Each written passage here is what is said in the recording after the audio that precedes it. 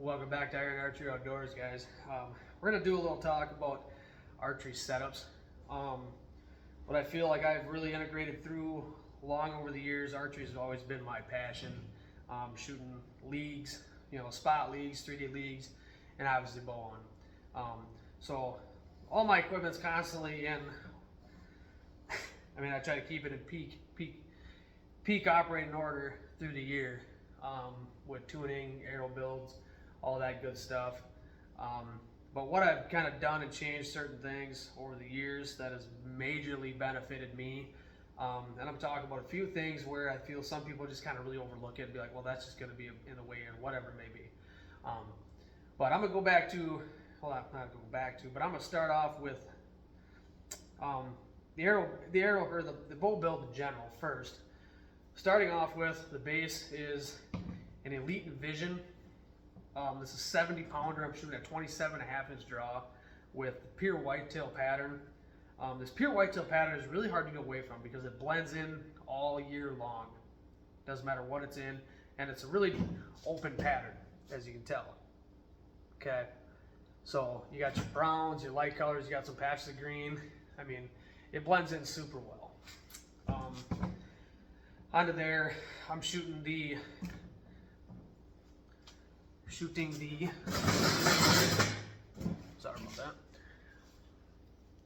Hamskia Epsilon rest.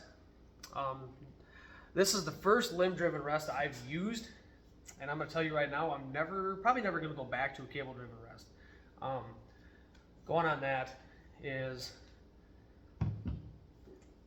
so we're going limb-driven. Talking about that, if you don't know what it is, obviously your pull cord runs down to your limb, okay, down here, and all of your timing is set with these two screws underneath right here, okay. And the nice thing about a limb-driven rest is once your timing is set, it is what it is. I can cut this cord right now, tie a new cord on there, and nothing changes. Okay, if you're in the mountains and you cut that cord on a QAD or rip cord, something that's cable driven, you better hope that you know exactly where that cord is in order to set your timing back. Mind you, it's a lot harder to do a cable driven or swap a cord on a cable driven than it is a limb driven. I can take this cord off, put a new cord on in minutes. Okay. So besides that point, my stabilizer setups I'm running a 10-inch back bar from Conquest. It's the 500 series smack. I'm running 8 ounces on the rear. I'm running a 15-inch front with 3 ounces. Some people always talk about, why do you run a 15-inch bar in the woods? Isn't that just a pain? For one, no, it's really not. It's nice because, A, if I'm spotting and stalking and I get up to a tree, it's holding itself up, okay? That's where it's sitting. Second of all, when you put an arrow in there, when you go to put an arrow in this, and you're walking through the woods, what sticks out farther? The arrow does. So is this really ever in your way? No, it's not. Okay? Take and give what you want. Do whatever you want, run whatever you want, that's fine. Okay? That's my thoughts on it. And if you're carried over your shoulder, got a handle right here if you want it, whatever, hold your bow, whatever you want to do with it. It don't matter. And if you're walking through, I actually made a TikTok video about that the other day. One of the spots I'm hunting, it's got like 6 foot tall grass getting back there. Super crazy. Well, you hold your bow out in front of you and block all your weeds. That's kind of funny. But anyway, I'm running the XL landslide sight on here with the UV3 or the UV3 XL sight with the double pin. Probably don't know if you can see the double pin, but it's the UV3 scope. I just put some stealth tape over top of it. It's been a really solid sight. I run the same base on my 3D scope or my 3D sight. I like to kind of keep that stuff the same. That way it's always fluent to me. It's always familiar, I guess. And it's been a really good sight overall. So I have no complaints with that whatsoever at all. And that size of scope fits my peep diameter really well. So when I'm, you get a quick scenario, a buck runs in on you or whatever, draw back. You're not sitting there trying to fight your peep with your scope housing. Get it lined up so you can make a good quality shot. Another side of a bow where, you know, you can run whatever strings you want, obviously. But going into strings, these are an A3, these are a platinum or a premium, whatever they call them. But it's the B99, the Bloodline series fibers. And I have beat the living piss out of this string. And I don't know if you really get good close-ups, but the string is still pretty darn good shape. And there's a little tiny little bit of fray on it, but not bad at all. Okay. Now, mind you, this string probably has 4,000 to 5,000 arrows in it. I'm not even exaggerating whatsoever. I mean, there's a lot of weekends that I was shooting. I bet I shot 500 to 600 arrows in a weekend. And this has got a lot of arrows through it. And I'll tell you one thing, I have never once in my entire 20 plus years of shooting archery got a 452X string take a beating like a B99. These Bloodlines. The nice thing about Bloodline is they run through a pre-cycle instead of a stretch. A pre-cycle is it's a cycle is what it's really, you know, like it is, like it's saying, but it alters the pressure in the stretching. Really say it, I guess.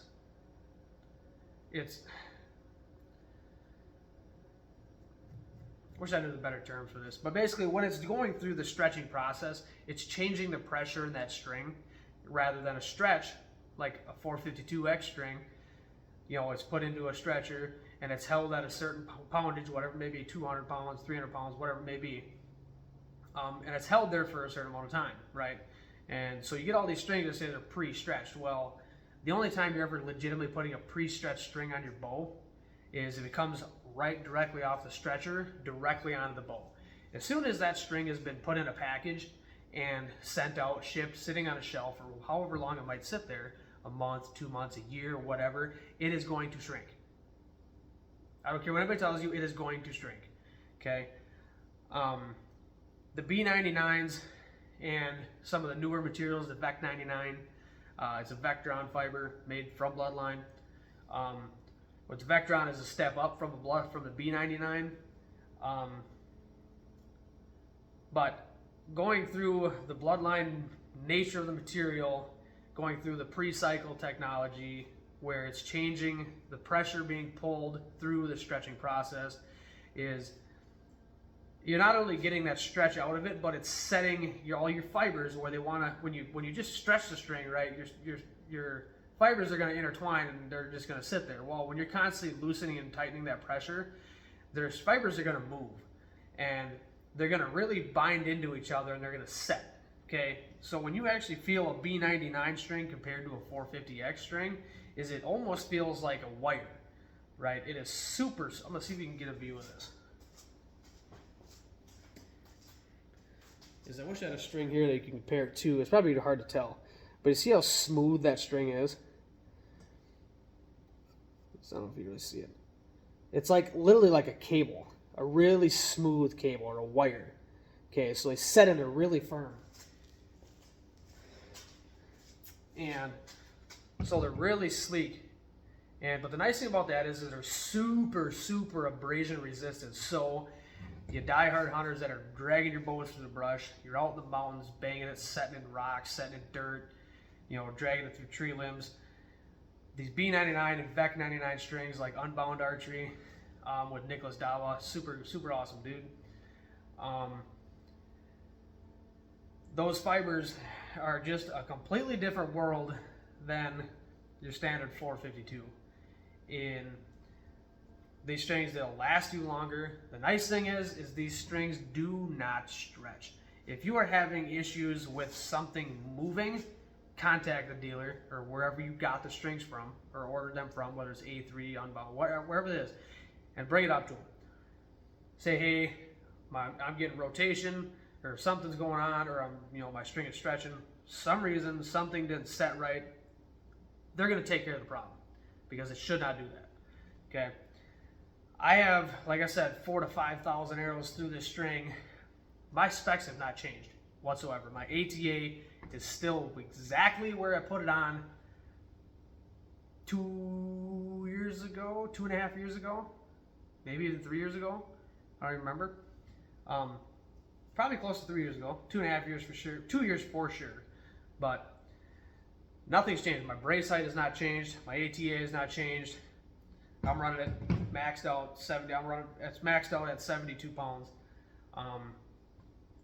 And my peep, I have not had issues with my peep whatsoever. People always talk about what's the break-in periods like. When you have a quality string from a B99 or a VEC 99 string, if you get it from a trusted manufacturer such as A3 Unbound, you don't really have a break-in period. Literally, this string, we set the peep. I probably shot it 10 times just to make sure that anything was out, nothing was gonna move. And it was probably really after like the third shot, maybe the fourth shot, my peep never moved since. And then basically after 10 arrows through it, I tied it in, and that's where it's been. The only thing I've changed on the string at all is I think I replaced the center serving like 3 times, maybe 4 times, just because I would just wear it out. So that's that. But strings are a huge part of the arsenal.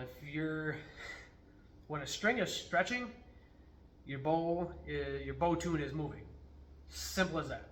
Meaning your arrow flight's going to change, your consistency is going to change, your accuracy is going to deplete. It all goes downhill when stuff stretches. And for the guys that like to park their bow at the end of the season and not pick it up till the following August, well, those guys are also the ones that are in the bow shops the week before bow season, trying to get their bow fixed and trying to get to shoot a broadhead again. Okay, well, you won't have that problem with quality strings, and just pick your bow up a little more often and shoot it. So, going on back out of that, my arrow build this year is a RIP TKO 250 spine. Yeah, I know some of you guys that are archery gurus that kind of have a good mind for spines and weights and draw lengths. You're probably thinking, dude, why are you way stiff on your spine? Well, do I need to go to 250? No, but what I want to do, I wanted to build an arrow that was going to be about as tough as I could probably build one, especially at my draw length. This arrow is ridiculously stiff for my draw length. And probably think, well, your broadheads probably fly like crap. Well, they don't, because my bow is tuned very well. I'm very picky with that. But on the side note is I was building an arrow that I could shoot anything I wanted to and not have to worry about something failing in this.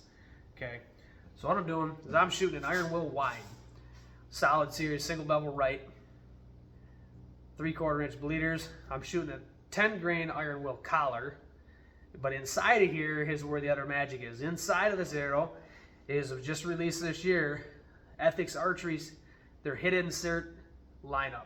Is I'm shooting a 75 grain titanium hit insert inside of here. I'm talking this insert comes back like this far. So the whole front of this arrow is titanium. And these are a hardened steel ferrule with an A2 tool steel blade. You can shoot this in a cinder block and it's gonna live. Plain and simple, okay? The other reason I went to 250 spine is they're very stiff. So if I do happen to catch a shoulder blade, or the buck wheels on the shot, or whatever happens, or I nick a branch, hit a shoulder, okay, nothing up here is going to fail.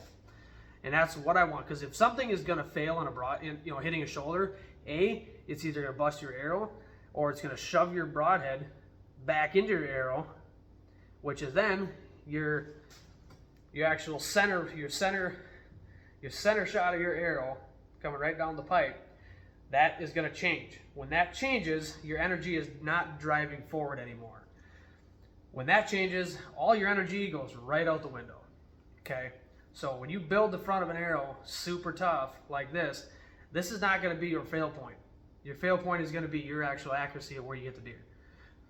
Obviously you can't control that all the time.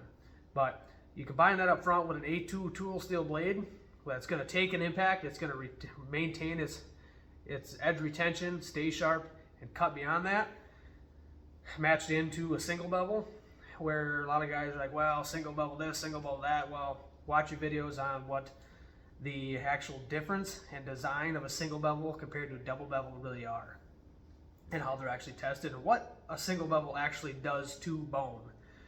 And on that too, a single level design is to keep rotating through the cavity as it's going through, which also helps aid in wound channels. And you know, if a double level goes in, it stays in a straight line like this, goes zoop, it's making a perfect little slit. Well, when something's rotating like this going through hide, it's tearing it up. And it's making a hard channel to clot up. So that's another part of it. And a single bevel is going to penetrate farther. Back in that note too, is I'm running the AAE Max Stealth vanes in the back with a nocturnal. This total arrow weight's 535. I'm not a heavy guru. I'm not one of them guys that fall into the realm of heavy arrows. Do I believe in it to a point? I do. Do I believe in the whole ranch fairy theory? No, I do not. Okay. I mean, if you're shooting pigs 20 yards and in, fine. You can shoot a 1,000 grain arrow if you want. Whatever, that's fine. But when you're in a whitetail woods, out west shooting elk, vice versa, where your shots are not going to be all the time inside 20 yards, okay? It's just not, to me, it just doesn't really make sense, okay? Especially when you match it to, when you're starting to correlate things into your setup in general. Just because somebody shoots a 700 grain arrow does not mean you need to shoot a 700 grain arrow. You don't know what they're actually doing with it. You don't know what distance they're shooting with it. Whatever. Okay? Now, if you want to shoot a really heavy arrow because you want to pile drive through a cinder block, okay, that's fine. But are you going to shoot a 1,000 grain arrow out west where you got, you say you're running a single pin sight, right? And you're shooting at, we'll say, 25 yards, right? Well, all of a sudden that mule deer, that elk or prong antelope, whatever, wheels around and takes off, runs out another 30 yards, and you're sitting there at full draw, and you're thinking, okay, that's 50 yards. Okay, now you're guessing, right? Well, when you're shooting a super heavy arrow, your guesses have to be way more accurate because that arrow is dropping a lot faster. So if you're not a good yardage judger, don't shoot a super heavy arrow. Save the headache, okay? Mind you, do what you want, just saying that, but I mean, 450 to 550 grain arrows will kill anything in the northern continent, hands down, along with about anything you're going to shoot in Africa. Okay, do you need a 1,000 grain arrow to shoot stuff in Africa? No, you don't. Okay, we probably all heard about the whole Chris B stuff, you know, and all that stuff. Well, watch the video when he shoots the water buffalo. Mind you, he's shooting 82 pounds, and I'm not sure what his draw length is, but he's shooting 82 pounds with a 440 grain arrow. Okay, a 440 grain arrow. And it was a fairly far shot. Okay, 2 arrows on a big two-blade broadhead. Two arrows, he had full penetration. The broadhead was sticking out the other side of that water buffalo. Mind you, water buffalo are huge animals. Okay, with a 440 grain arrow.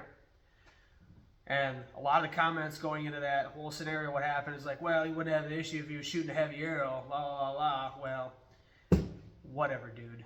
You're not the one there shooting it, okay?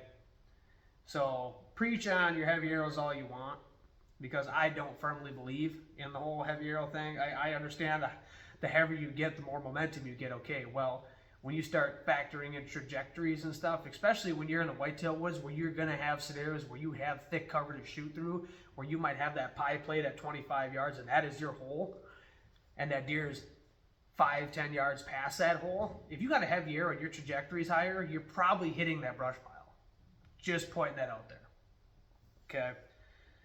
And it is a scenario too where a fast arrow can bite you that way too, because you need that little trajectory to say get over a log, or get over a little bit of rock, or get over a branch, whatever. Okay. But most people have no idea what the trajectories are and where they can actually benefit from a trajectory. Okay. Mind you, every scenario is different. A heavier arrow or lighter arrow might bite you, might save you in a scenario. Okay. But knowing those trajectories, either A, it could either be the difference of you punching a tag and not punching a tag, or B, it might bite you if you don't know it. But it also might save you from making a poor shot because you didn't know your trajectory, or you knew your trajectory and you're like, no, I can't my trajectory, I'm not going to be able to get through that hole. And so you don't take the shot. Okay, if you were to take that shot, nick that branch, you could put you could wound that animal pretty bad, but not ethically enough to kill it. And now you got a wounded animal running around, and now you feel like dog crap for the next 2 weeks because you just screwed up a shot on whatever you're shooting, right? So those are scenarios too, and they're easy to test. They really are, to find trajectories.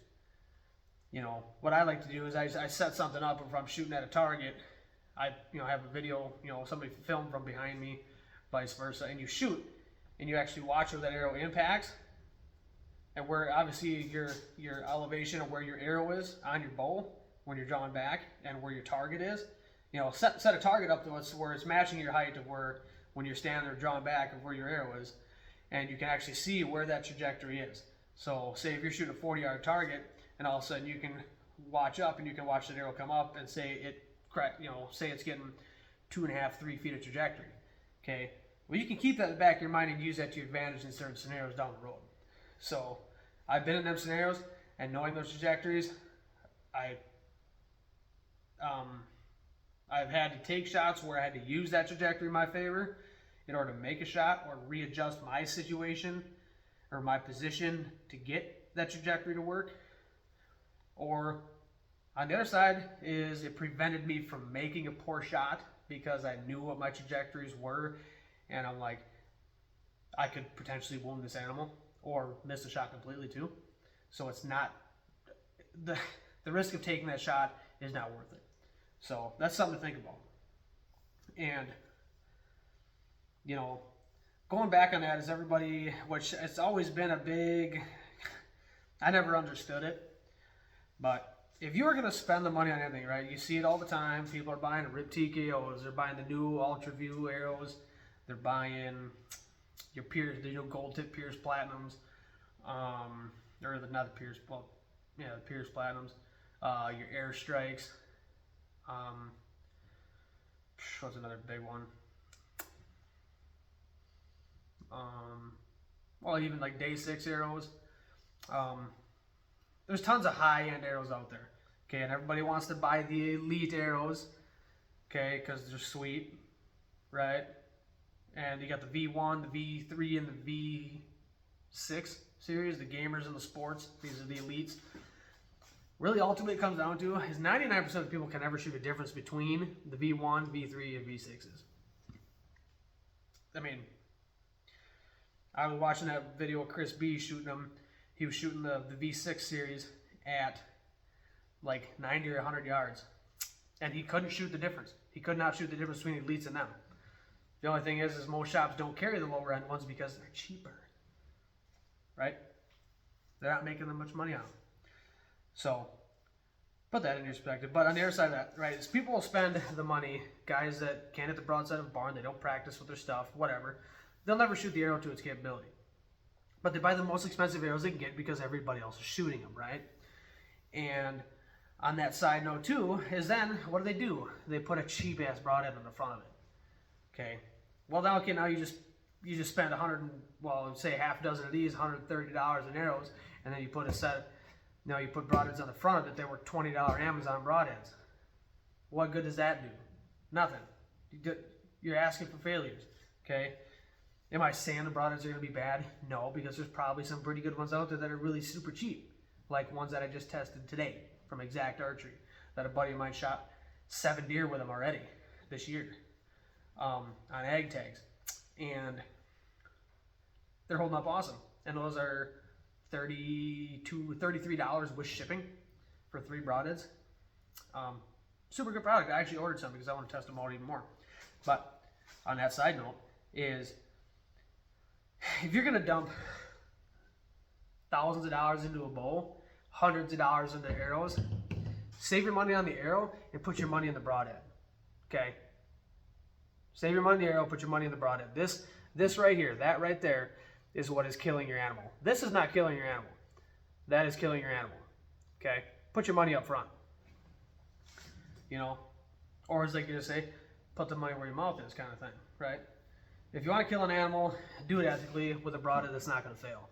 We all know broadheads out there that fail. There's always talk about stuff. Well, this isn't gonna work. This failed. This broke in half. This one bent. Yada yada yada. My blade broke on my Rage Tri-Pan, or my ferrule broke on my new Beast broadheads. Whatever. How many times do you hear about an iron will failing? Mind you, I can't even say this because I haven't shot an animal with this, but I know numerous people that have shot these and shot a lot of animals with them, and they've beat the piss out of them and hit a lot of hard things, and they have zero issues. Okay, I've had numerous other broadheads fail. Mind you, the shot placement was very ethical. The animal died, but finding the broadhead afterwards, it was not usable again. And that's another thing where guys are like, well, I'm going to reuse, I don't plan on getting one back anyway, so I just shoot whatever. I'm like, whatever, dude. I'm like, I build an arrow. Do I plan to get the arrow back? No, I do not. That is on my cost, right? That's an expensive arrow. That's on my cost. But what I'm not willing to do is sacrifice an arrow build and a broadhead to have a potential failure where that's what cost me that animal, which what very firmly happened last year is the broadhead failed, which was not one of these. But I never found the arrow, so I can't verify that, but I'm pretty sure that's what happened.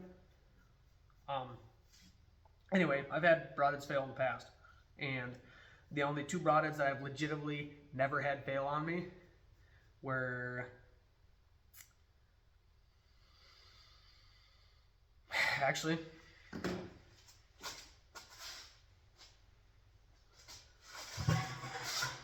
I know I'm short, leave me alone. Yeah, we got the recurve too, but we're gonna go back into it. The one broadhead that I've never had a failure, and I beat the living piss out of this broadhead, it's right here. VPA 3-blade. These broadheads are absolutely insane durability-wise, and you get them razor sharp. Okay, I have pounded shoulders with bucks, through bucks. I've shot one of the bucks I shot 32 yards, quartered away really hard, went in right in front of the hind quarter and zipped right through the offside shoulder, buried like this far into an oak tree. And it's 100% usable. And numerous other ones where I've shot through deer and bounced them off rocks, other stuff like that. I mean, I've just beat these broadheads back and forth, where a lot of the broadheads were absolutely toast. And I pounded through stuffs where, I'm sorry, but 95% of your mechanicals were not going to be shootable afterwards, or they were so beat up to the point that once they go through, they're not even cutting anything anymore because they're just, blades are snapped off or dullard and crap, whatever. So that's another thing where a good quality steel goes ahead. Well, a lot of guys are like, well, I swear on Montex, whatever. Well, okay, we're gonna go back to that. If you are a swear believer of a Montec like this, I apologize, I'm sorry. These, no. Trade those out and go get some VPAs like this. They're more quality steel, they're harder, you can get them sharper, and they're gonna last a lot longer because they're way more durable. Okay. Going back to that, this is stainless broadhead. This is a high carbon steel broadhead. Which one's gonna get sharper? The high carbon steel broadhead is gonna get sharper every time. Okay. A lot of people out there that argue that, and that's also because they know nothing about metallurgy. Okay. If stainless was that superior with edge retention, every custom knife maker would be building custom knives out of stainless steel. Think on that one a little bit.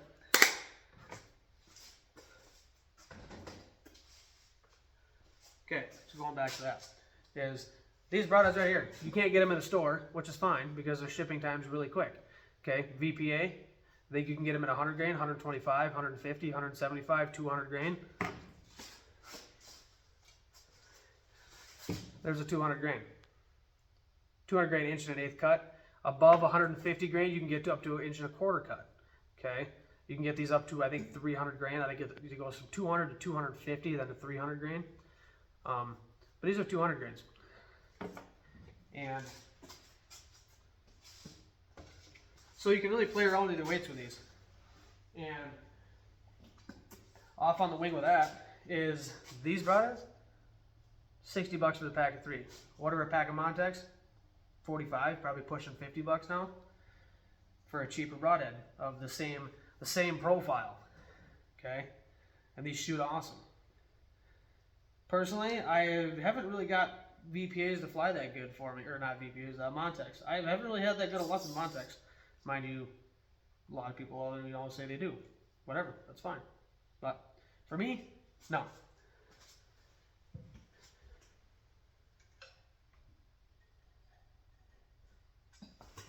But back in that realm with these iron wool wides, is these fly surprisingly really well. Being a big broadhead, you think they would plane a lot, and if they do, your bow tune's off. That's plain and simple. I actually did a video on these a while back. I got in a little predicament with a guy online about broadhead tuning and paper tuning, and he didn't believe in paper tuning, and I was like, why? And he explained his reasons, and I'm like, okay, that's fine, whatever, do whatever you want, man. But I started explaining the reasons why paper tuning was very beneficial, very superb way of tuning, as long as you're doing it right. Okay, if you're paper tuning with vanes on, there's no point in paper tuning. Okay, it's just plain and simple. You need to bare shaft your paper tune. Do not put stuff on the back of the arrow to mimic any weight, like a wrap or electrical tape. I've seen that done. Stuff like that. Keep it a bare shaft. Simple as that. I mean, you can do it with a wrap on, I guess, but don't put vanes on it. Don't add more stuff to mimic the weight of the vanes. Okay, run the bare shaft. And when you get a perfect bullet hole at 6 feet, back up to 15 yards. Back up to 15 yards, micro tune that thing by sliding your knock sets up or down, and get a perfect bullet hole at 15 yards. Once you get that, your broadhead world, what you're limited in arrow flight, is drastically better. Okay. When I did the video on these, is I shot a field tip at, I believe it was 60 yards, 60 or 70 yards, and I shot a field tip with a lighted knock, and then I shot this arrow right here, and then my bleeder blade actually busted the lighted knock on the other arrow. That was at 60, 70 yards with a 1 3/8 cut fixed blade with 3/4 bleeders. It's a pretty good arrow flight. So people out there that say they can't get big broadheads to fly is because, for one, your tune is off. 2, other factors, I mean, if your tune's good, you very well could be torquing the bow really bad. You know, there's a lot of factors into it. But don't be the guy that says, well, I can't get these broadheads to fly, and I'm just going to run mechanicals. Don't do it. Okay? Get a good tune, run a good quality with a broadhead. That's not going to sacrifice anything within your hunt. You put enough time and money into putting that one arrow downrange at the buck you've been waiting for. Why risk it on a broadhead that has a high probability of failing? You know, guys are, well, I've shot hundreds of animals with ranges. Okay, that's fine. Now tell us a true story of how many failed. Guarantee you had one at least. Okay, well, I'm sorry, but as long as you take care of a fixed blade broadhead, a good fixed blade broadhead, it's never gonna fail. So anyway, that's enough ranting on there. So that's going through the bow setup we're running this year. It's gonna be awesome. I just know it's going to be already. Nothing's changed with my actual bow setup in general between last year and this year, really, because it's been set through the paces. It's been tried and true for me.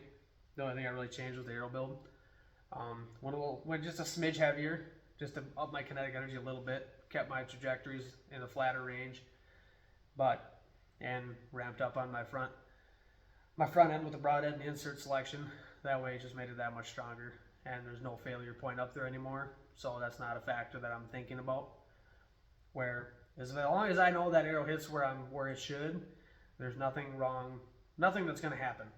Okay, the worst that's going to happen up front is maybe a bleeder blade chips, but that's the least of my issues. Other than that, that's what it's going to be, and hopefully it's a rundown. Maybe decide to change a little bit on your setup or some opportunities. Ethics Archery, tons of opportunities in there with insert setups. They're really cranking out a lot of cool stuff. They just dropped Like I said, they dropped their new hit insert titanium lineup this year. I believe you can get 15 grain, 25, 50, 75, and 100 grain titanium hit inserts. I do hope they come out with a titanium collar, which maybe they have, but actually I think they have. Maybe, but anyway, hope they do that. There's a couple other systems that they have that I hope they offer titanium lineup in, because it'd be really sweet. But on that side of it, I'm gonna probably get some sleep and get in the woods tomorrow morning and hopefully see if we got some luck. But till then, hunt hard and see you on the flip side.